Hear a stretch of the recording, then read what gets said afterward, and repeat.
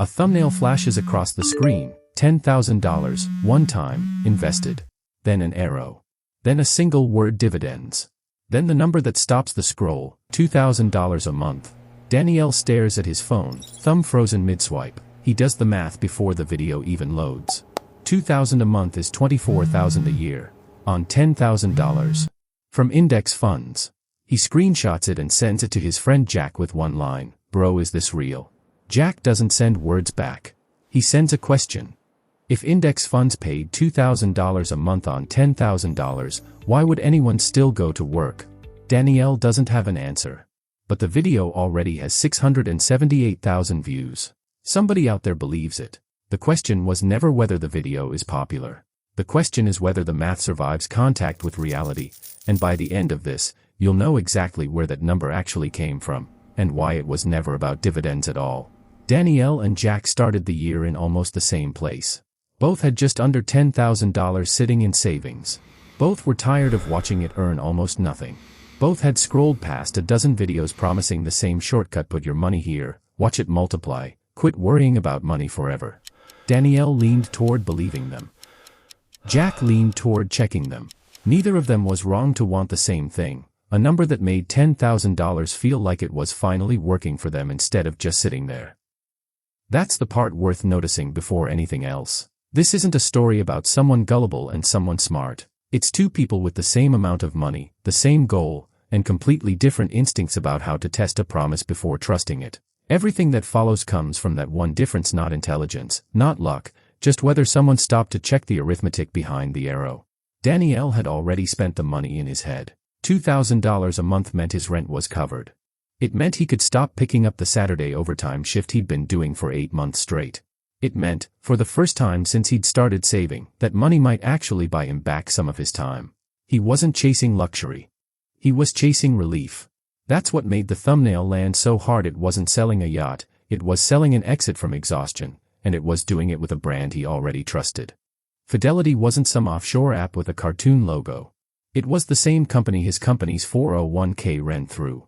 That trust is exactly what makes a number like this dangerous. It doesn't need to convince a stranger. It just needs to slide past someone who's tired, hopeful, and already halfway to believing that this time, the math is finally on their side. Here's the math the thumbnail wants your brain to do, and it only takes about 3 seconds. $10,000, invested one time, into 3 index funds. Underneath it, one word, dividends. And next to that word, a number, $2,000 or more, every single month. Multiply that out and the story writes itself. $2,000 a month is $24,000 a year. $24,000 a year on a $10,000 investment isn't a good return. It's a 240% annual return, paid out in cash, forever, without selling a single share. That's the number Danielle's brain landed on in the 3 seconds before he even pressed play. Not because he's bad at math, but because the thumbnail was built to make that leap feel automatic. It borrows the credibility of a real company and a real product category. Dividend-paying index funds are real and quietly swaps in a number that has nothing to do with how those funds actually behave.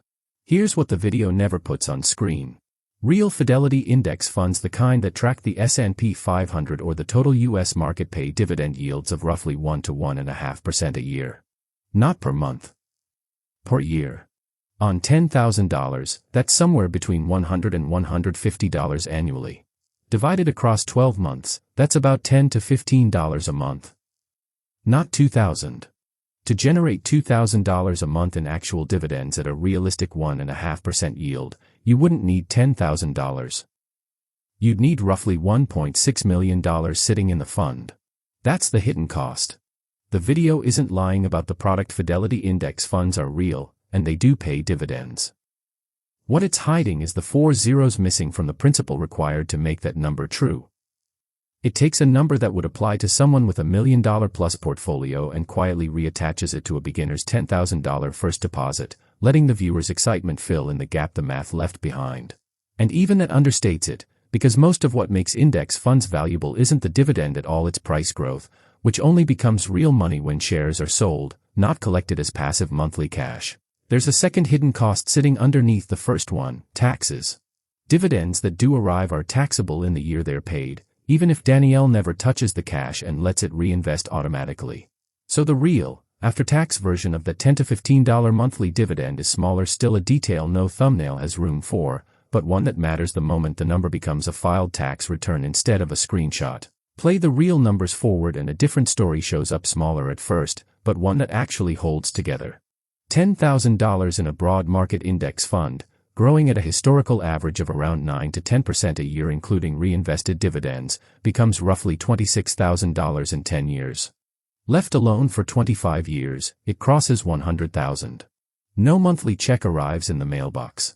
No overtime shift gets cancelled next quarter. What happens instead is slower and less cinematic. The account grows in the background while Danielle keeps working, keeps saving, and adds to it over time. Somewhere around year 15 or 20, if he's kept contributing, the account itself starts generating more growth in a single year than his original deposit was worth. That's the actual mechanism dividend-chasing thumbnails skip past. Real compounding doesn't show up as a monthly windfall. It shows up as a decade of nothing that looks like anything followed by numbers that finally do. Add a modest monthly contribution on top of that original $10,000, even $200 or $300 a month, the kind of amount that used to go toward the overtime shift fantasy, and the 25-year number stops being a curiosity and starts becoming a plan. Not because the market got more generous, but because time and consistency were doing the work the dividend fantasy tried to skip entirely. None of this makes Danielle foolish for wanting an exit from overtime shifts. Wanting your money to work as hard as you do isn't naive, it's the entire reason index investing exists in the first place. The honest version of that goal just runs on different math. A realistic path to real monthly income from investments means either a much larger principal, built over years of consistent contributions, or accepting that income sometimes means selling a small, planned percentage of shares each year, not waiting on dividends alone to hand you a paycheck. Jack isn't right because he's more careful by nature. He's right because he asked the account to justify its own math before he trusted it with his rent money. That's a habit, not a personality trait, and it's one Danielle can build starting with his very next deposit, not just his next skeptical glance at a thumbnail. Fairness here doesn't mean punishing hope. It means redirecting it toward a number that can actually survive a follow-up question, the same follow-up question Jack asked in about 5 seconds, for free. The thumbnail wasn't really selling Fidelity, and it wasn't really selling index funds either. It was selling relief, wrapped around a number too clean and too convenient to survive its own arithmetic. Real investing doesn't announce itself with an arrow and a bold red number. It shows up quietly, in account statements that look almost unchanged for years, until one day the growth outpaces everything you put in yourself.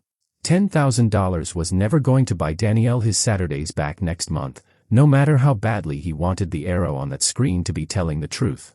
But given enough years and enough honesty about what the number actually means, it can still buy something real, just not on the timeline, or in the currency the thumbnail promised. The math was always available. It just wasn't as loud as the arrow pointing at it.